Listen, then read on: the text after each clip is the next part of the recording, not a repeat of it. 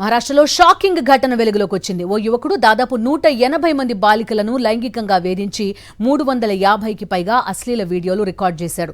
వాటితో ఆ మైనర్లను బ్లాక్మెయిల్ చేసినట్టుగా దర్యాప్తులో వెల్లడైంది. బీజేపీ ఎంపీ ఫిర్యాదుతో కేసు నమోదు చేసిన అమరావతి పోలీసులు నిందితుడు మహమ్మద్ అయాజ్ అలియాస్ తన్వీర్ ని అరెస్ట్ చేశారు. మహమ్మద్ అయాజ్ బాలికలను ప్రేమ పేరుతో ట్రాప్ చేసి ముంబై, పూణేకు తీసుకెళ్లి అక్కడ వారి అశ్లీల వీడియోలు చిత్రీకరించేవాడు. ఈ వీడియోలను ఉపయోగించి బాలికలను బ్లాక్మెయిల్ చేయడంతో పాటు కొన్నింటిని ఆన్లైన్లో షేర్ కూడా చేశాడు. ఓ వినతి పత్రం ద్వారా రాజ్యసభ ఎంపీ అనిల్ బోండేకు ఈ విషయం తెలిసింది. ఆయన పోలీసులకు ఫిర్యాదు చేసి కఠిన చర్యలకు డిమాండ్ చేయడంతో నిందితుడిని అరెస్ట్ చేసి అతని మొబైల్ స్వాధీనం చేసుకున్నారు.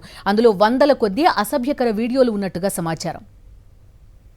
మహారాష్ట్రలో షాకింగ్ ఘటన వెలుగులోకి వచ్చింది. ఓ యువకుడు దాదాపు 180 మంది బాలికలను లైంగికంగా వేధించి 350కి పైగా అశ్లీల వీడియోలు రికార్డ్ చేశాడు.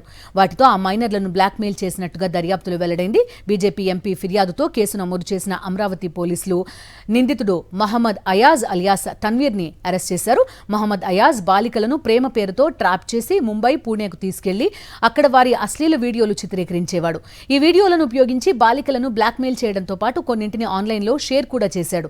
ఓ వినతి పత్రం ద్వారా రాజ్యసభ ఎంపీ అనిల్ బోండేకు ఈ విషయం తెలిసింది. ఆయన పోలీసులకు ఫిర్యాదు చేసి కఠిన చర్యలకు డిమాండ్ చేయడంతో నిందితుడిని అరెస్ట్ చేసి అతని మొబైల్ స్వాధీనం చేసుకున్నారు. అందులో వందల కొద్దీ అసభ్యకర వీడియోలు ఉన్నట్టుగా సమాచారం.